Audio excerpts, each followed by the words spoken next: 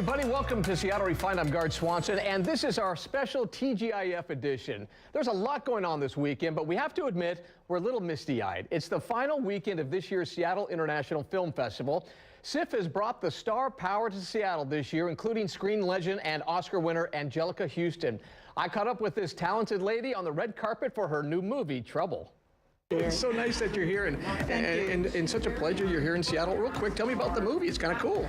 Well, I love this movie. I did it with Teresa Rebeck, who was the original creator and writer of a show I did a couple of years ago on about Broadway called Smash, and we got along so well. She said one day she'd write me something, and this movie, Trouble, is it. And I love it a lot.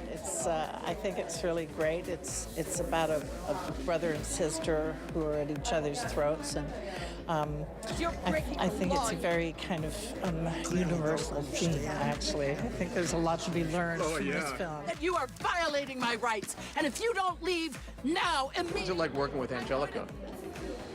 I would have thought I would have been a little intimidated, but she's so warm and kind of sassy, and she's really drew me in.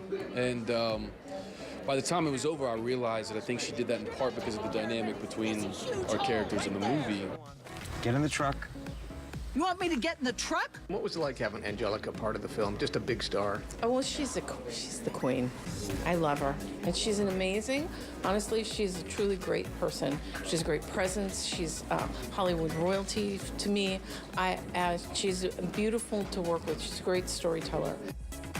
And you can catch more of my interview with Anjelica Huston next week when she dishes about the pressure of growing up in Hollywood and her relationship, you remember this, with Jack Nicholson. She was with him for 17 years. You don't want to miss it. Again, it's coming up next week. You have a little more than a week to see one of the most unique and fun musicals ever to grace a Seattle stage. Here Lies Love, the operetta about the rise and fall of former Philippine First Lady Imelda Marcos, will close on June 18th.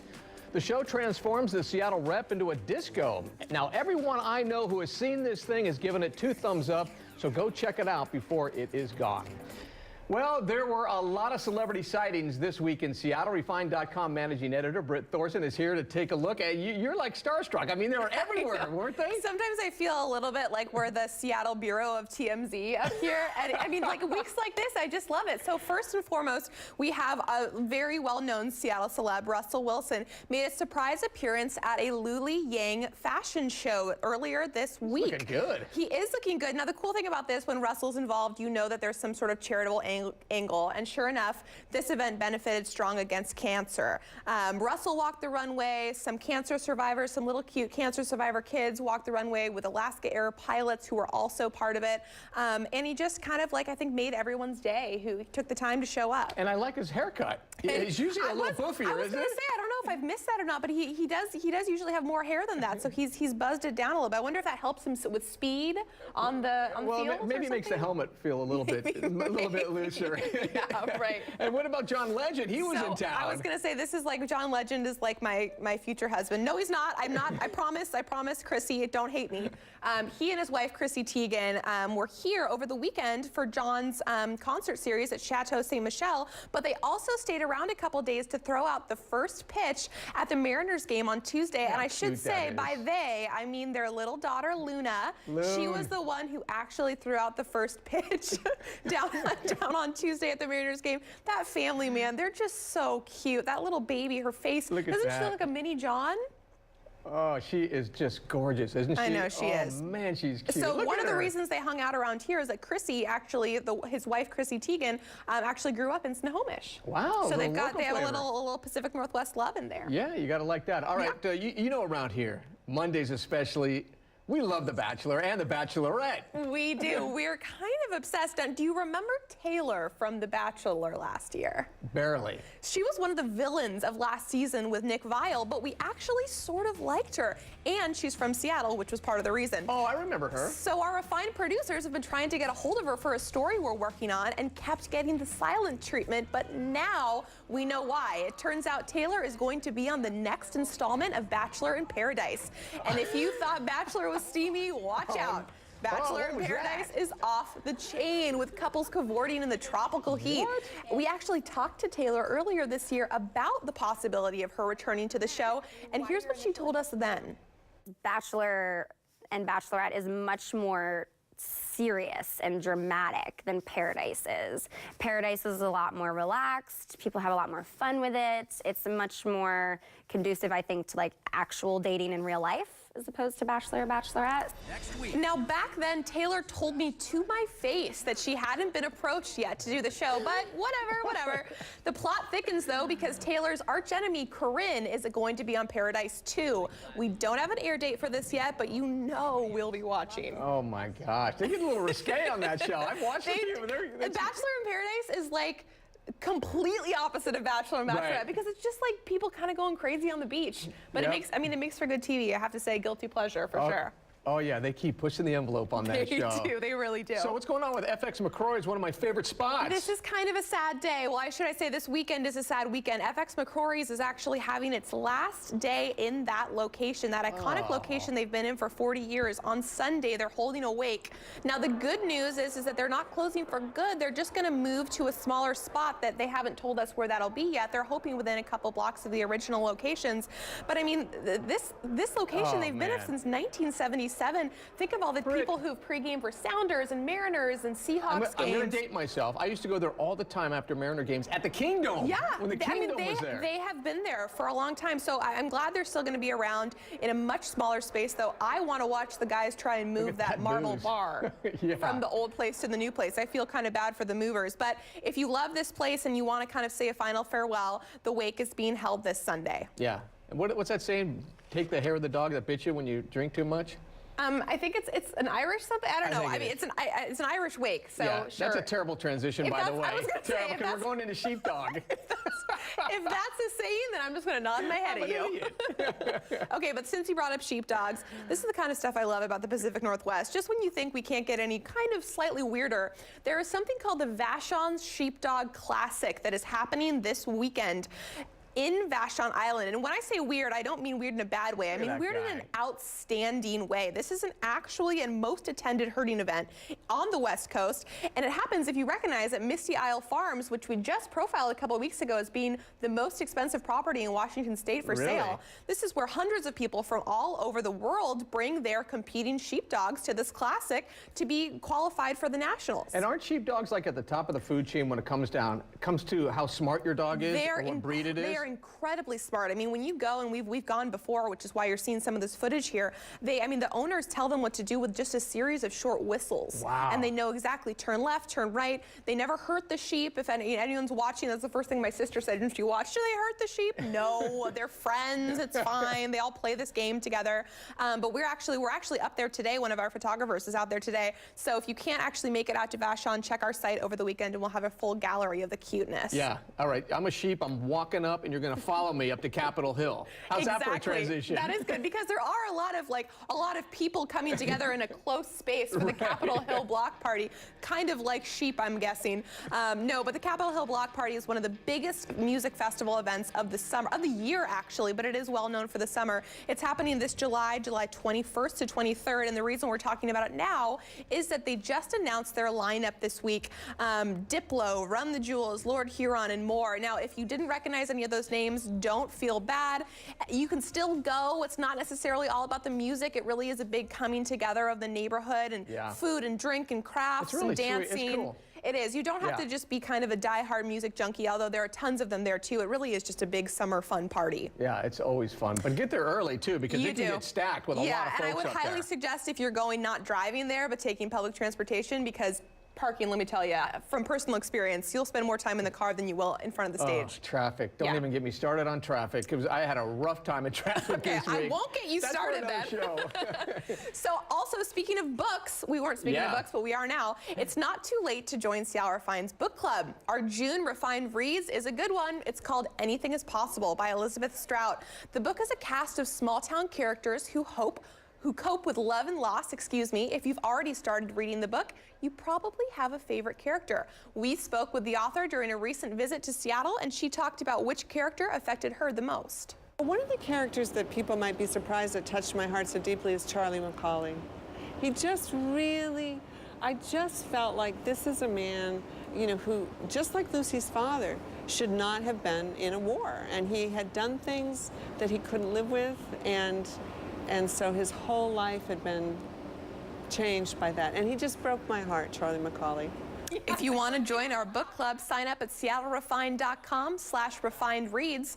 Our discussion is scheduled for June 29th at University Bookstore in Mill Creek. And you know what's cool about the book club is that when people get together and they start talking about the book, it takes it to a whole deeper level. Because you might miss some stuff as you're reading, but maybe the character goes deeper than you actually thought, and maybe someone read it differently, and you get a totally different perspective. That's one of my favorite parts too, is you know, you come at it with one mindset, and someone next to you could be coming at it with a completely different life experience and point something out to you that you had no idea about, which is why I love our discussions so much. The book club, gotta love it. Britt Thorson, we love it when she's on the show. Thanks, Guard. Managing editor at Seattle Refined. All right, coming up on Refined, one of the coolest events this weekend may be happening in Tacoma.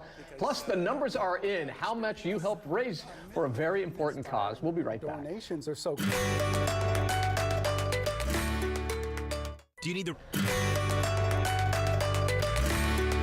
Hey, it is Friday. Can you feel it? Welcome back to Seattle Refined. Well, you know what? There's something for everybody this weekend, and that includes Arcade Fanatics. The Northwest Pinball and Arcade Show takes over the Tacoma Convention Center, and you can geek out on more than 400 machines. And if you don't think pinball is a big deal in Washington, you better think again. Here's Refined's John Prentice. Pinball is back, and better than ever.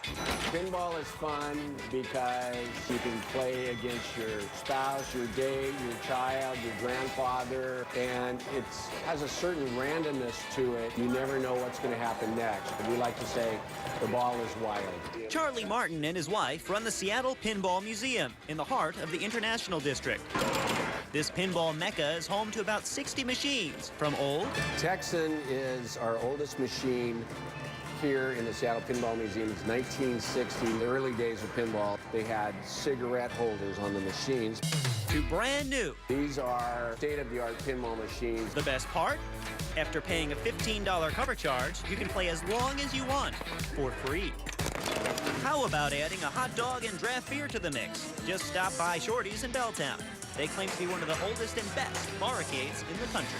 We started this a long time ago as an arcade, just purely as a tribute to pinball and arcade games, which at that time was pretty much dead. About 20 years later, Shorty's is still going strong, and Avout says his machines attract serious players from far and wide.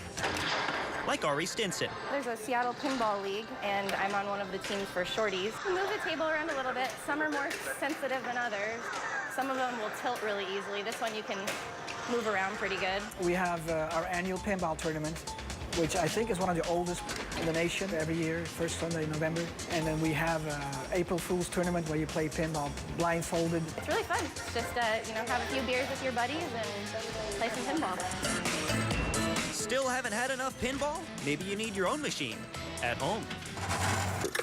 So that's the brain of the machine right there? Well, that's kind of what you call the clock. It kind of makes everything work. Dave Turville is a pinball machine mechanic at Classic Amusement in Lake Stevens. I've been working on them for quite a while, since I was about 12 years old. He knows every spring and relay in these old machines and says he can fix up almost any garage sale find. But if you'd rather buy one already done, Dave's business partner, Kim, can hook you up. A good, solid, working machine that's nice and clean, that's going to be trouble-free, starts at around $1,000. Time to start saving my pennies. John Prentice, Seattle Refined. Sounds like a pretty good deal, just $1,000. Do you have a favorite place for pinball? Email us at hello@seattlerefined.com and let us know where it is. Okay, coming up, a story that has a lot of our viewers talking. The superhero surprise that left a little boy speechless. Well, I've got a huge surprise for you. Here at Seattle Refined, we never get tired of hearing from you. Like us on Facebook, tweet us your story ideas, or shoot us an email telling us what you want to see on the show. You can find our inbox at hello@seattlerefined.com. Seattle Refined will be right back. Welcome back to Seattle Refined. We want to take this time to thank everyone who helped us with a major fundraiser. Refined and Como TV helped with the Miracle Makers Telethon last week. It raises money for Seattle Children's Hospital. And at last check, get this, we have received $210,000 in donations. That is incredible. Thanks again for everyone who helped out this year. And thanks to Seattle Children's, we've met some amazing kids who are flat out inspirational. That includes a boy named Mason. He's so special that Refined Scott Carty decided to give him a superhero surprise. Mason Nettleton is like most 7-year-olds. He loves school, sports, and Spider-Man. However, Mason's connection to the superhero is anything but ordinary. Spider-Man kept him going through his battle with cancer. Oh, he had that superhero mentality, like the world's not gonna stop him. He doesn't care what that throws at him. He's gonna push through, and he did, and he's still doing that today. At age 4, doctors diagnosed Mason with kidney cancer, and he underwent surgery and chemotherapy. I never thought it would be my kid. You'd think maybe you would ever hear something like that about a family member, like an adult, but to hear it about your kid, I don't think you ever can fully prepare for that, and I don't think anyone wants to prepare for that. The doctors would say if he's well enough and he feels well, he can play soccer and basketball and ride his bike, and he didn't ever lay around. He kind of played sports through despite everything, and someone asked, does he have an off switch? He does not have an off switch, but I think that not having an off switch really carried him through treatment. Thanks to the care at Seattle Children's, these days Mason is cancer-free, and now he's in for a superhero surprise. The illegal weapons ferry was at 2:30. So yeah, the movie Spider-Man Homecoming came to me and said, hey, we want you to recognize a local superhero for a day. And I told him I've got just the guy, Mason Nettleton. We're gonna go into his classroom right now and give him the big surprise. Mason, come here, buddy. I've got a huge surprise for you. You get to have your very own red carpet premiere screening of Spider-Man Homecoming, the new movie, and we're gonna make you superhero for a day. What do you think? Good. Yeah? Are you ready for this? It took a minute for it all to sink in, but eventually the shock wore off and the dancing started. So Spider-Man kind of got you through it, didn't he? Mm-hmm. So how cool is this that now Spider-Man wants to recognize you as a superhero?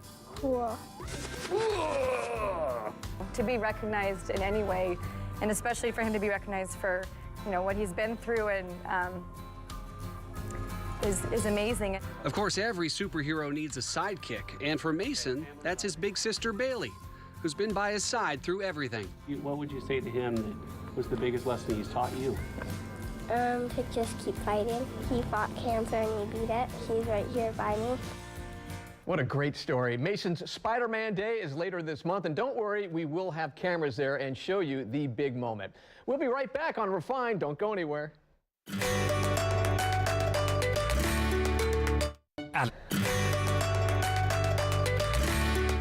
All right, we're about finished with this episode of Seattle Refined, and as we end the show, here are some of our favorite photos and moments of the week. Have a great Friday and a weekend, everybody.